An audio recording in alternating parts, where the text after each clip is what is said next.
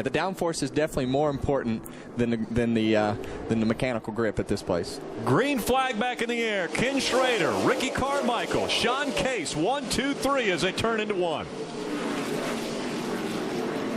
Carmichael hugging that white line on the bottom of the racetrack. We see 3 different lines out of our top 3. Schrader goes high, Carmichael stayed low, and Sean Case was right in the middle. Sean was the fastest car in practice leading up to qualifying, and got a little bit loose off turn number 4, but good battle going for second on Ricky. Looks like he's got it. Took the position away, and now he sets his sights on the veteran, Ken Schrader. You saw the difference in momentum. Man, that 25 car is fast, but you saw the difference in momentum from the top side to the bottom side there on that restart. It's all about momentum. Ricky Carmichael drops back to third. Ken Schrader still holding on to the top spot. Jim?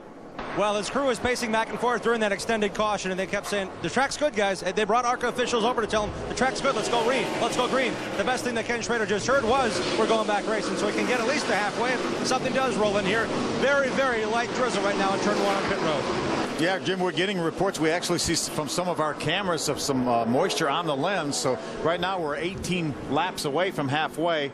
We have to go at least halfway. We got a great battle right there for the 3rd spot. 3-way battle. Patrick Sheltra looks like he's going to take over 3rd from Ricky, and Justin Lofton right behind in 5th. Patrick Sheltra on the move, trying to get back up there toward the front. He has led laps here today.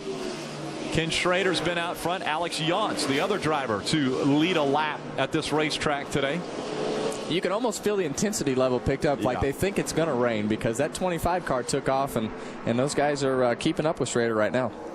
Ken Schrader out in front. Again, we talk about the halfway point. It would be official if we went past halfway and this race did get rained out. Yeah, I think all the Speedway officials here will do all they can do, as well as the ARCA RE/MAX officials, to try to get the track dry if we have a window, if there's just some sporadic rain. But right now, Kenny Schrader wants at least to get to halfway, and then he probably would be fine with it raining then. I'm sure he'd be really good with it. Oh, a short day for Ken Schrader. Not very many of those. Again, out front, Sean Case has been on his back bumper. Really, he's kept the closest to Schrader as out of about anyone that's been up front today. Schrader has been able to pull away, normally put 5 to 10 car lengths between himself and second place, but Sean Case keeps the momentum up a little bit longer entering the corners, it looks like. Yeah, and you know Kenny Schrader's smart enough to look in that mirror and say, as long as I keep him 3 or 4 car lengths behind me, then I'm ahead of him. And I know I may have to save these tires a little bit. Yeah, I tell you, these veteran guys, you know, like Schrader, this happened to me one time in Bakersfield, California in about 1999. Hornaday ran on the outside and just went as fast as he had to go to just let me burn my stuff up. And you can see that Schrader's just still in that momentum, and Case is right on his bumper, but how hard is he using his car? Was Mesa Marin, was that your home track? Yes, sir. You were one of the guys that came from the West Coast and has made a brilliant career out of stock car racing. Here comes Sean Case. This is for the lead. Sean Case to the inside. Schrader on the outside. Not a lot of room down the backstretch. And both cars wiggling. Kenny wiggled down over in 1 and 2, and then Sean a little bit as they got off turn number 2. Great side-by-side battle for the lead. And they know it's raining. They know it's a chance to rain, and they know that this could be the race for the win. Sean pinched down on the bottom of the racetrack. Ken Schrader holds on to that top spot. A great battle for the lead.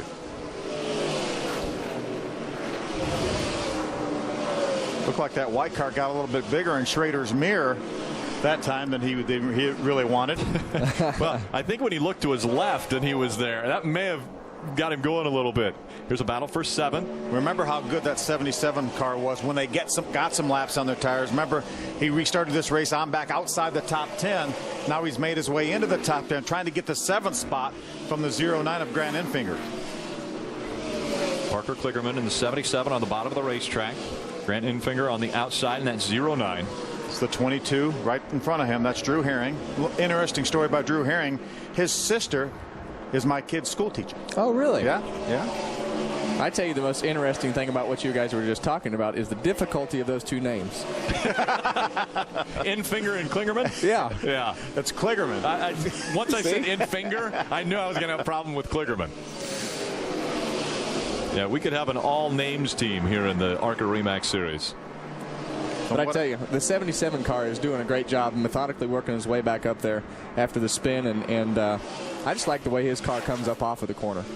comes up off nice and straight. And I think the longer we run, and that car continues to drive like that, he's going to be passing some more cars. And he can make up a lot of ground really fast, because when those guys start to slip and slide up off the corner, it looks like he can just keep his car wide open and lower. And when you can keep it lower like that and straight, you're just going to make up a lot of time really fast.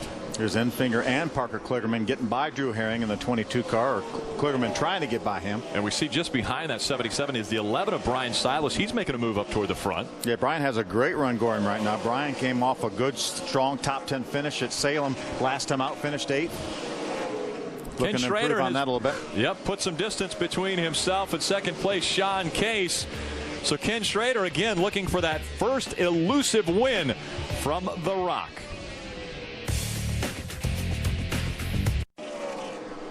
Welcome back to the Rock. Carolina 200 taking place here, the third event for the 2009 season, the ARCA RE Series. Ken Schrader still dominating, as he's been able to put about 6-7 car lengths between he and Sean Case, that 25 that's behind him. He opened up about almost a second lead on Sean Case, but Sean has closed it back to about 0.6 of a second. Sean had a runner-up finish last year. He only ran a handful of ARCA RE races, and it was really, really fast. Sat on a pole or two, and got a couple top 5 finishes, including a second. You feel like it's a matter of time before Sean Case's career really takes off. I mean, he had some success running in the Camping World East Series, and from that point, he just hasn't got into the right ride, it seems like, to really showcase his talents. Yeah, we put him in the 33 Nationwide car a couple of years ago at Dover. He did a really good job and just had a little bit of trouble in qualifying and wrecked the car. But he's done a really good job in kind of rectifying everything that he did wrong in those situations, and just really getting a lot of experience right now. Good sign right there, that halfway signal. The big cross right now as they go past.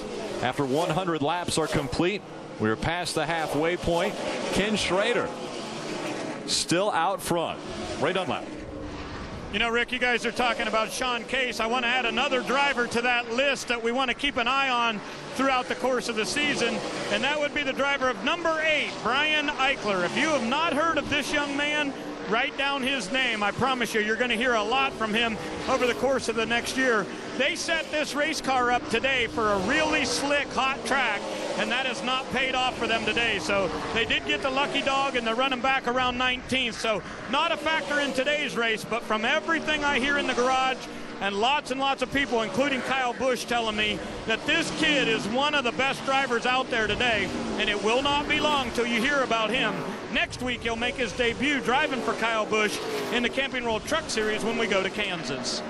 You know, Ray, it's interesting because Brian Eichler built a brand new car. Joe Shear Jr. is his crew chief, and they came here, and that car did not really meet ARCA RE/MAX officials' a view of what the body should look like. So they made him carry 150 extra pounds of ballast. So right now, these cars weigh 3,400 pounds. Right. Full of fuel without the driver. That car weighs 3,550 pounds without the driver. So that's a bit of a handicap that right now that Brian Eichler's having to deal with, but he still gets a good experience because he's still a young driver. Yeah, and experience is really important, but 150 pounds here, anything here that abuses the tires any more than what you would on a normal basis is not good. You don't want to wear the tires out any faster because they wear out pretty fast on their own.